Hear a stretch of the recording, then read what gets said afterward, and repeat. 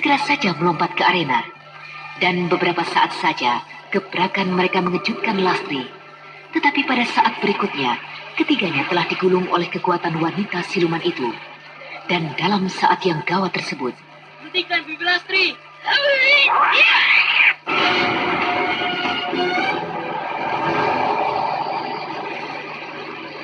Hentikan Bibi Lastri!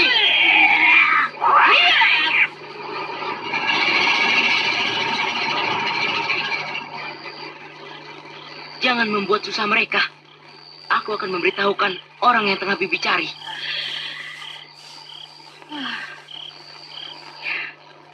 Kau telah mempermainkan aku, Kayan. Kau telah melarikan diri dariku. Sekarang apa sebenarnya maksudmu? Kau kembali lagi. Aku memang bersalah. Telah lari dari Bibi Lastri. Tetapi semua itu saya lakukan semata-mata untuk mencari ibu saya. Saya mohon Bibi melepaskan mereka. Mereka tidak tahu menahu tentang orang itu. Orang yang membunuh murid-murid Bibi, yaitu Bibi Rinjani dan Bibi Endah. Apa engkau tahu, Kayan? Baguslah. Katakan.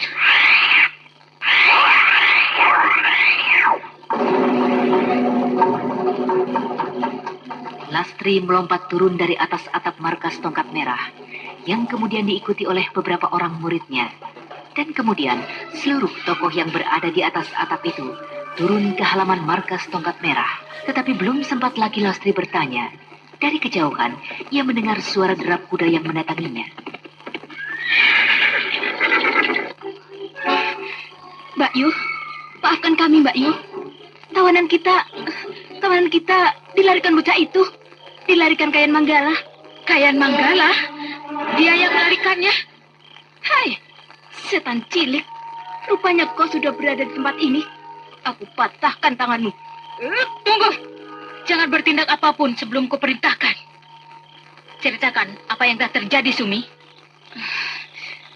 Kami bersama dengan 15 teman yang Mbak Yu perintahkan untuk menunggu tawanan itu telah terlibat dalam kekacauan. Serombongan anggota tongkat merah bergerak menyerang kami. Dan ketika kekacauan itu terjadi, kami sempat melihat bocah itu melarikan tawanan kita dengan kuda yang terdapat di sekitarnya. Kami tidak dapat segera mengejarnya karena kuda-kuda lainnya sudah lebih dahulu dibuat gila dan lari ke sana kemari. Oh iya, Kayan, sebenarnya apa yang kau maui? Mengapa kau membuat repot kami? Di manakah laki-laki itu? Tahukah Bibi, siapakah laki-laki itu sebenarnya? Apakah bocah ini sudah mengerti bahwa Saka Palwaguna yang dibebaskannya adalah ayahnya sendiri? Bibi tahu siapa laki-laki itu sebenarnya? Tidak, Kayan. Aku tidak tahu. Yang jelas, yang aku tahu, dia adalah laki-laki usilan yang sombong, yang tidak dapat menghargai martabat kaumku, kaum wanita. Bibi benar. Dia adalah laki-laki jahat. Dia adalah Raden Saka Palwaguna.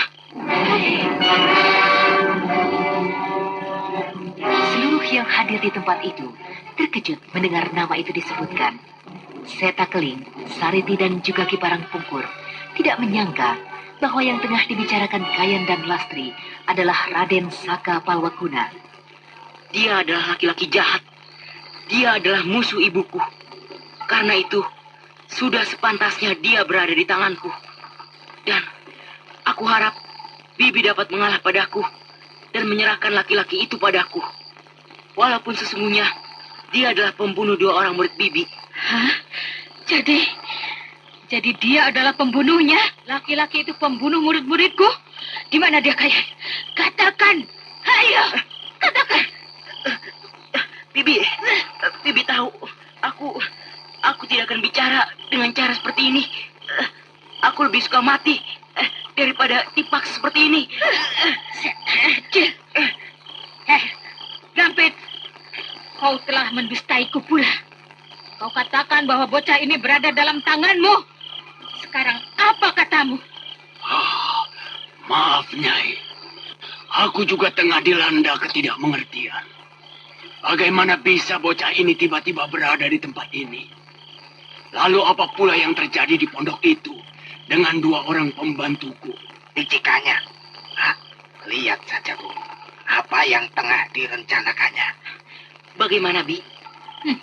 Baiklah, karena memang pada dasarnya mereka tidaklah mempunyai urusan denganku. Aku tidak akan membunuh satu pun dari mereka. Ayo, tunjukkan padaku, di mana mereka?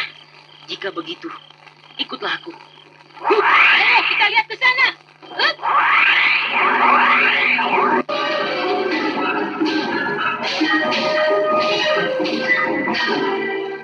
Lastri segera meninggalkan markas tongkat merah, menyusul Kayan Manggala, yang kemudian diikuti oleh Prabu Sora, Alap Kadugampit, serta 4 orang muridnya. Dan sesaat kemudian, suasana di halaman markas tongkat merah menjadi sunyi kembali. Bocah itu tidak main-main, Kek. Dia akan menyusahkan ayahnya, Adisaka Palwaguna. Setengah harian berada di dalam gua. Aku seakan-akan telah banyak mengenalnya, cucuku. Dan kejadian tadi pun bukan tidak disengaja. Dia pasti sengaja untuk membebaskan kita. Tetapi, Kek, 2 kali bocah itu telah berusaha membunuh Adisaka Palwaguna. Pertama, ia memasukkan ular-ular beracun ke dalam pondok Adisaka saat tengah malam, ketika Adisaka tengah tertidur.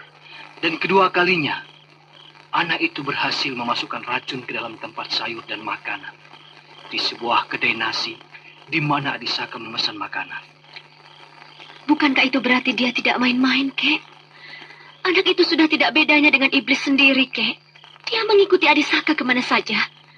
Bahkan ketika kami sedang beristirahat di jalan yang sepi, dia pun berada di sekitar tempat itu. Dia bersembunyi di sebuah pondok yang kosong dan terus memata-matai Adisaka. Dengarlah kata-kataku. Jangan mengambil tindakan keras kepadanya.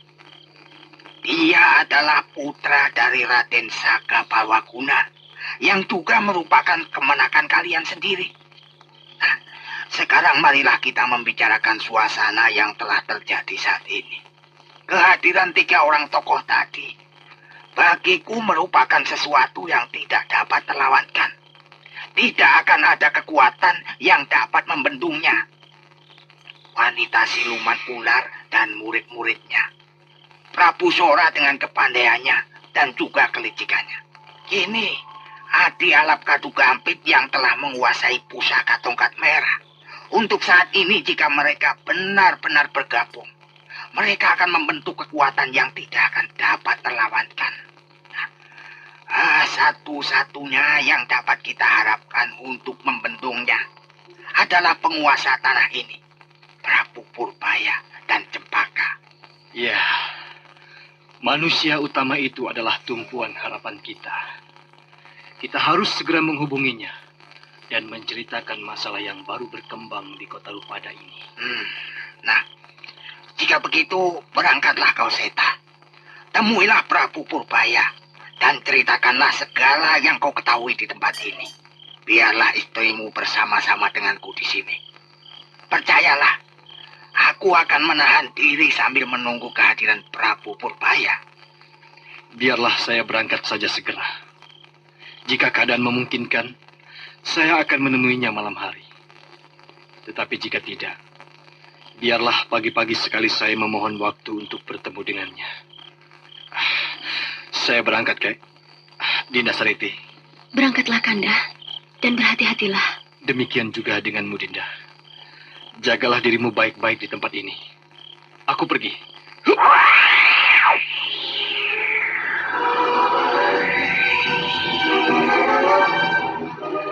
Kita tinggalkan dahulu kota Rupada dan kemelutnya. Sekarang marilah kita ikuti kisah perjalanan Kayan Manggala hingga ia bisa berada kembali di kota Rupada dan memaksa Lastri untuk membebaskan Parang Pungkur serta Sariti dan Setakling.